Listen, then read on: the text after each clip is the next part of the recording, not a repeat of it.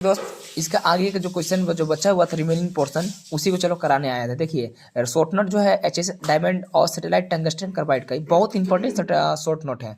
और ये जैसे कि एग्जाम कल है और आज हम लोग तैयारी कर रहे हैं, बहुत अच्छा बात है। चलिए स्टार्ट करते हैं। देखिए शॉर्ट नोट हम लोग देखा जाए एचएस का, तो एचएस का मतलब फुल फॉर्म होता है हाई स्पीड स्टील। अब हाई स्पीड स्टील जो कि आप लोग देखे होंगे कि एक वर्कपीस होता है, वर्कपीस में जो काटने का जो भी मटेरियल होता है उसको वर्कपीस बोला जाता है। अब उसके नीचे में एक नुकीला सा धार लगा हुआ होता है और उस धार को ही हम लोग काटते हैं कटिंग टूल। अब वो अगर धार तेज रहेगा, अगर मतलब ज़्यादा तेज रहेगा, कहने मतलब वो ज़्यादा स्पीड चलेगा उसके और मजबूत रहेगा, स्ट्रेंथ उसका हाई रहेगा, तब ना वो कटिंग टूल काट सकता है। तो उसी को हम लोग एचएसएस हाई स्पीड स्टील बोला जाता है। अब देखिए इसका जो रेशियो होता है कटिंग टूल का, उसमें कम से कम कितना कितना का होना चाहिए। मान लीजिए उसको बनाया जाएगा तो कितना कितना का रेशियो बनना चाहिए। देखिए टंगस्टन उसमें 18% होना चाहिए और 4% क्रोमियम होना चाहिए और 1% वेनेडियम होना चाहिए। अब बाकी सब अपने आप से लिख ही सकते हैं इस क्वेश्चन किस तरीके से एडजस्ट करके, जो बताए वही लिखना है, इंग्लिश में लिखना होगा खुद से। चलिए नेक्स्ट क्वेश्चन आता है आपका डायमंड छोड़कर अभी सैटेलाइट पर बताता है। ठीक है, सैटेलाइट होता क्या है? सैटेलाइट वो सैटेलाइट नहीं है हम लोग का ऊपर वाला जो कि आप लोग ब्रह्मांड में जो देखते हैं वो सैटेलाइट नहीं है। देखिए सैटेलाइट इसका मतलब ये है कि ये रिच कोबाल्ट होता है। रिच कोबाल्ट का मतलब कि इसमें हर तीनों मिला के सैटेलाइट जो कि रिच कोबाल्ट होते हैं, इसमें हाई रप्चर स्ट्रेंथ होता है। कहने का मतलब ये है कि इसके अंदर सैटेलाइट के अंदर टंगस्टन भी होते हैं, क्रोमियम भी होते हैं, कार्बन भी होते हैं। तो टंगस्टन मतलब क्या होता है? टंगस्टन का मतलब ये होता है कि उसमें हॉट स्ट्रेंथ हाई होते हैं और क्रोमियम मतलब कि ये रेसिस्टेंस कोरिजन को बचाने में ये हेल्प करते हैं। अब अगर कोरिजन ना लगे उस मटेरियल में तो बहुत दिन टिकाऊ रहेगा, समझ में आ ही रहा होगा। अब कार्बन का मतलब तो समझ ही रहे हैं, कार्बन तो कार्बन रहवे करेगा। यानी कि इसका मतलब कि ये है ये ज़्यादा यूज होता है मशीन वर्कपीस में और 25% इसका जो स्पीड होता है स्पीड हाई हो जाता है एचएस के से। मतलब उसको जो नुकीला जो धार होता है उसका स्पीड जो होता है बहुत ज़्यादा हाई हो जाते हैं, उसी को हम लोग सैटेलाइट बोलते हैं। बाकी सब अपने आप से लिख ही लीजिएगा। ठीक है, अब चलिए डायमंड पे। डायमंड भी एक कटिंग टूल मटेरियल में इसको यूज किया जाता है, लेकिन ये जो डायमंड बहुत ज़्यादा एक्सपेंसिव होता है, बहुत ज़्यादा मतलब कि महंगा होता है। इसी वजह से कटिंग टूल में इसको ज़्यादातर प्रयोग में नहीं लाया जाता। लेकिन इसको भी आप जो एकदम हार्डेस्ट मटेरियल हो और नहीं कट रहा किसी भी चीज़ से, तो डायमंड का भी यूज किया जा सकता है उस जगह पे, है ना। तो चलिए उसको जानते हैं। देखिए डायमंड सबसे हार्डेस्ट मटेरियल होता है और इसके साथ ये हाई थर्मल कंडक्टिविटी भी होते हैं। और दूसरा पॉइंट अगर बोला जाए तो ये लो थर्मल एक्सपेंशन है। इसमें एक्सपेंशन जो होता है बहुत ही कम मात्रा में होते हैं एक्सपेंशन। उसके साथ ये नॉन फेरस होते हैं मेटल के। और ये अपने क्यों इसके नॉन फेरस होता है? क्योंकि ये कार्बन एटम से बनते हैं और उसी से डायमंड बनते हैं और केमिकली रिएक्ट उसके एक वर्कपीस मटेरियल बनाया जाता है। जैसे कि आप देख सकते हैं नॉन फेरस मटेरियल ये है सी यानी कि C4 कार्बन, ये केमिकल फॉर्मूला है। ठीक है, अब चलिए टंगस्टन कार्बाइड पर चलते हैं। टंगस्टन कार्बाइड क्या होता है? टंगस्टन कार्बाइड भी एक वर्कपीस है जो कि टंगस्टन मतलब क्या, इसमें हाई हॉट स्ट्रेंथ होना चाहिए। अब देखिए कार्बाइड और टंगस्टन दोनों को अगर हम लोग एक साथ ऐड करते हैं तो वो जो टिप जो होता है, कहने का मेरा मतलब ये है, जो टिप का मतलब ये है कि वो टिप जैसे कि जो धार होते हैं जो काटता है वर्कपीस को, उसी टिप को यूज किया जाता है ना टंगस्टन में। और अगर वो टिप हार्ड नहीं होगा भाई तो वो फिर कैसे काटेगा वर्कपीस को? तो उसको ब्रिटल और स्टेबल हार्ड होना चाहिए, है ना बाबू।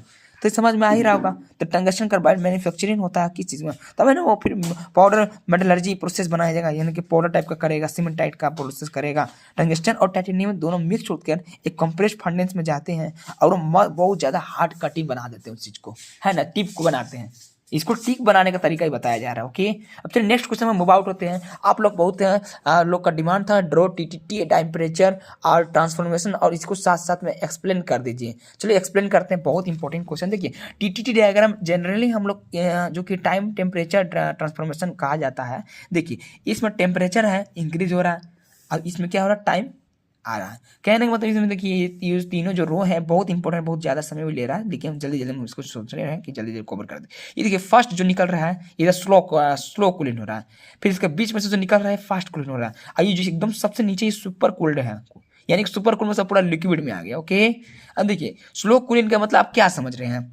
समझ के आ रहे हैं? स्लो कूलिंग से आप क्या, अगर स्लो कूलिंग हो रहा है तो उसका कोर्स ग्रेन स्ट्रक्चर फॉर्म होगा, और फास्ट कूलिंग अगर हो रहा है तो फाइन ग्रेन स्ट्रक्चर फॉर्म होगा। देखिए अगर स्लो कूलिंग होगा तो उसमें क्या होगा, ज़्यादा टाइम लगेगा लेकिन कम टेम्परेचर लगेगा। अगर स्लो कूलिंग होगा तो कम टेम्परेचर तो ऑब्वियसली देवे कीजिएगा, लेकिन समय तो ज़्यादा लेगा, समय तो किसी का इंतजार करता नहीं है। उसके साथ फास्ट कूलिंग करिएगा तो टेम्परेचर ज़्यादा दीजिएगा लेकिन समय क्या कम लगेगा। फास्ट कर रहे कूलिंग भाई, समझिए बात को। अब सुपर कोल्ड कीजिएगा, सुपर कोल्ड मतलब लिक्विड, यानी कि ये नहीं ट्रांसफॉर्मेशन में जो होता है होकर ये चेंज नहीं होता है, डायरेक्ट लिक्विड से डायरेक्ट सॉलिड में यानी कि फ्रीज में हो जाते हैं डायरेक्ट, विदाउट सॉलिड से होकर डायरेक्ट फ्रीज में हो जाता है। यही होता है टीटीटी डायग्राम। ओके, बाकी सब अपने वर्ड में लिख लीजिएगा, जो बताएं वो उसी को एक्सप्लेन कर दीजिएगा। अब आगे चलते हैं। What do you mean by heat treatment process? Explain about the classification and also explain about the surface hardening process. ये बहुत इंपॉर्टेंट क्वेश्चन, इसको भी हम चलो डिफाइन करते हैं। हीट ट्रीटमेंट प्रोसेस इसलिए किया जाता है क्योंकि इसका अप्लाई ज़्यादातर स्टील को इम्प्रूवमेंट करने के लिए, जो इसका मैकेनिकल जो प्रॉपर्टी होते हैं वो इम्प्रूव होते हैं विदाउट चेंजिंग केमिकल कॉम्पोजिशन से। लेकिन इसका चेंजिंग होता है ग्रेन स्ट्रक्चर। आपको फाइन ग्रेन स्ट्रक्चर किस में होता है और कोर्स ग्रेन स्ट्रक्चर किस में होता है, ये तो मालूम ही होगा, है ना। स्लो कूलिंग में क्या होता है, कोर्स ग्रेन स्ट्रक्चर, और फास्ट कूलिंग में फाइन ग्रेन स्ट्रक्चर होता है। ओके, अब देखिए ये ज़्यादातर हीट ट्रीटमेंट प्रोसेस डन किया जाता है 3 वे में। लेकिन सबसे पहले हीट ट्रीटमेंट प्रोसेस को करने से पहले रिक्रिस्टलाइजेशन किया जाता है। रिक्रिस्टलाइजेशन उसे कहा जाता है जो कि वो क्रिस्टल जो होता है एक जगह पे एक शेप में होता है, देख रहे हैं आप फिगर में।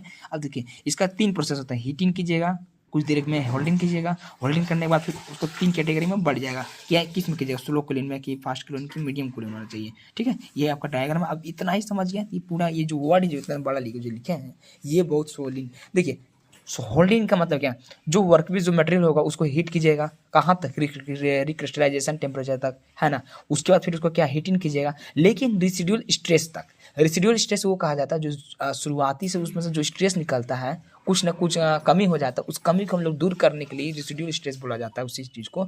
उस कमी को दूर करने के लिए उसको हटाएंगे, उसके बाद ही हम लोग टेम्परेचर को इनलार्ज कर सकते हैं कि कौन सा ग्रेन स्ट्रक्चर बनेगा। ठीक है, यही होता है। उसके बाद अगर वो हो जाता है होल्ड हीटिंग, तो होल्डिंग कीजिएगा। होल्डिंग इसलिए किया जाता है क्योंकि वो वर्कपीस जो होल्ड होता है वो अपना कुछ समय के लिए, सर्टेन टाइम के लिए वो होल्ड किया जाता है, और वो एक कोई स्ट्रक्चर बनाता है, ग्रेन स्ट्रक्चर बनाता है ना। वो होल्डिंग टाइम डिपेंड करता है किस टाइप का आपका मटेरियल का साइज से उसमें आप रख रहे हैं वर्कपीस के अंदर। ओके, अब आगे चलते हैं। कूलिंग प्रोसेस क्या होता है। कूलिंग प्रोसेस मतलब कुछ देर के बाद आप फॉलो कर लिया होल्डिंग भी वर्कपीस को, उसको कूल्ड कीजिएगा। अब ठंडा करने के लिए कहीं ना कहीं रखिएगा, स्लो कूलिंग में ना था, मीडियम कूलिंग ना था, फास्ट कूलिंग में। अब स्लो कूलिंग क्या होता है, देखिए वही बात था बाबू जो आफ्टर जब हम लोग होल्डिंग जब किए थे। स्लो कूलिंग में क्या होता है, टेम्परेचर जो होता है कम लगता है और समय ज़्यादा लगता है, वही बात को इसमें लिखना है। इसमें कोर्स ग्रेन स्ट्रक्चर बनता है, बस ये स्लो कूलिंग में यही बात हम भी लिखें। फिर फास्ट कूलिंग में क्या लगेगा, समय क्या लगेगा, ज़्यादा लगेगा।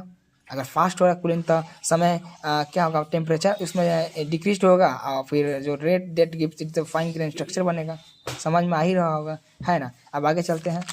उसके बाद ये देखिए स्ट्रक्चर बन रहा है इस टाइप सा। अब देखिए इसका जो होता है टाइप्स, हीट ट्रीटमेंट प्रोसेस का ही देखिए टाइप्स हो गए। वर्कपीस, इसमें हार्डनिंग प्रोसेस होते हैं। हार्डनिंग प्रोसेस इसलिए कहते हैं जो हीट ट्रीटमेंट हार्डनिंग से क्या हो रहा है, वो हार्ड होता है। हीट ट्रीटमेंट इंक्रीज होता है स्ट्रेंथ हार्डनेस और स्टील का, है ना। ये प्रोसेस ज़्यादातर जनरली 50% मोर टेम्परेचर होता है। जहाँ 50% मोर हो रहा है हाइपरटाइट स्टील बनते हैं क्रिटिकल टेम्परेचर की। अब अगर कम रहेगा उससे तो वो क्रिटिकल टेम्परेचर आफ्टर होल्डिंग के बाद कुछ समय के बाद वो कूलिंग जो होता है प्रोसेस वो कम बेसी होना स्टार्ट हो जाता है। ये देखिए एनालाइन प्रोसेस, एनालाइन प्रोसेस उसे कहा जाता है वो वर्कपीस जो होल्डिंग करने के बाद कुछ समय के बाद उसको स्लो कूलिंग के प्रोसेस में रखा जाता है, उसी को एनालाइन प्रोसेस कहते हैं। फुल एनालाइन प्रोसेस वो होता है जो कि वर्कपीस की या फिर होल्डिंग की या फिर स्लो कूलिंग की है, इसी को हम लोग फुल एनालाइन प्रोसेस कहते हैं। ठीक है, अब प्रोसेस एनालाइन ये देखिए, ठीक है, इसी बात को हम लोग यहाँ पे लिखे हैं। बस इतना ही था आप लोगों को समझाना, बस आप लोग को क्लियर हो गया डाउट। Thank you.